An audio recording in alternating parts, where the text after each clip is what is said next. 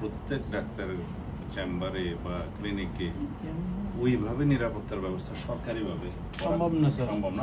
তারা যদি মনে করে যে তারা কোনো এরকম নিরাপদ সম্ভব না, একদম খাঁটি কথা স্যার।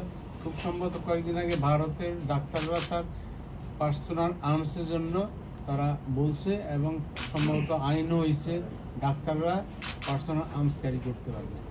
এখন স্যার এগুলি আপনাদের বিষয় স্যার।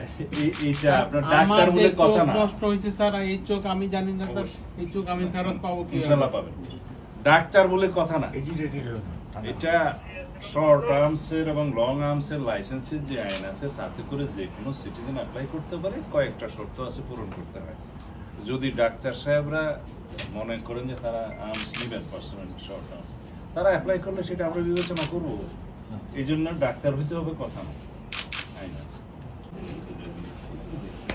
যদি আমরা স্যার নারী নির্যাতন শিশুদের জন্য যাবার একটা হটলাইন আছে, ইনশাআল্লাহ করা যায় কিনা স্যার? আপনারা চলে যান। ইনশাআল্লাহ ভালো হয়ে যাবে। আপনার জন্য, যেহেতু আপনি নিজেও একজন বড় ডাক্তার, আমাদের স্বাস্থ্যমন্ত্রী যেখানে ট্রিটমেন্ট করা দরকার ইনশাআল্লাহ।